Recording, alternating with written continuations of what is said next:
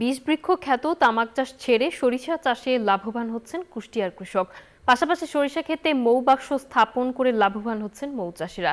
এ বিষয়ে বিস্তারিত জানাতে কুষ্টিয়া থেকে সরাসরি যুক্ত হচ্ছেন আমাদের সহকর্মী মাহতাবউদ্দিন লালন। লালন, সরিষার চাষ করে কৃষকরা এবছর কেমন লাভবান হচ্ছেন?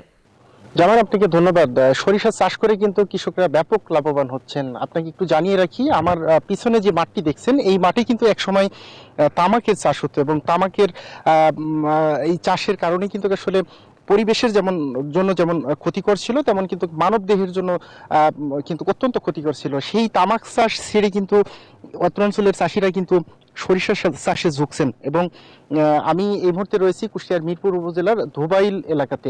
এই এলাকাতে কিন্তু মাঠ জুড়েই কিন্তু আসলে সরিষার চাষ করেছেন স্থানীয় কৃষকরা। আমি কৃষকদের সাথে কথা বলে যতটুকু জেনেছি, তারা বলছেন অন্যান্য ফসলের চেয়ে কিন্তু আসলে সরিষা চাষটি তাদের জন্য লাভজনক এবং এটি স্বল্প মেয়াদী ফসল। 60 থেকে 65 দিনের মধ্যেই কিন্তু আসলে এই ফসলটি রোপণ থেকে শুরু করে হারভেস্ট করা যায়, যে কারণে কিন্তু আসলে সময় কম লাগার কারণে তারা অল্প সময়ে কিন্তু আসলে বেশি লাভ করছেন। পাশাপাশি কিন্তু এই চাষের খরচ খুব একটা বেশি না থাকায় কিন্তু তাদের লাভের পরিমাণটা বেশি হচ্ছে। পাশাপাশি একটু জানিয়ে রাখি যে এই সরিষা ক্ষেতের এই অঞ্চলে সরিষা ক্ষেতের কারণে কিন্তু আসলে মৌ খামার বা মৌ চাষের জন্য বেশ কিছু প্রজেক্ট কিন্তু আসলে গড়ে তোলা হয়েছে এবং আমরা ঘুরে দেখেছি যে আসলে এই প্রজেক্টগুলো থেকে কিন্তু আসলে বিপুল পরিমাণে কিন্তু আসলে মধু সংগৃহীত হচ্ছে।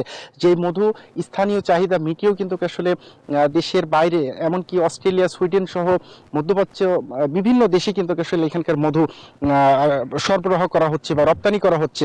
এবং আমি কৃষি সম্প্রসারণ অধিদপ্তরের কর্মকর্তাদের সাথে কথা বলেছি, তারা বলছেন যে আসলে এই এলাকাতে চাষিদের আরো বেশি পরিমাণে সরিষা চাষের জন্য উদ্বুদ্ধ করা হচ্ছে। পাশাপাশি যাতে কৃষকরা লাভবান হন সে ব্যাপারে কিন্তু কৃষি বিভাগের পক্ষ থেকে সব ধরনের সহযোগিতা প্রদান করা হচ্ছে। এই ছিল কুষ্টিয়ায় সরিষা চাষ নিয়ে সর্বশেষ।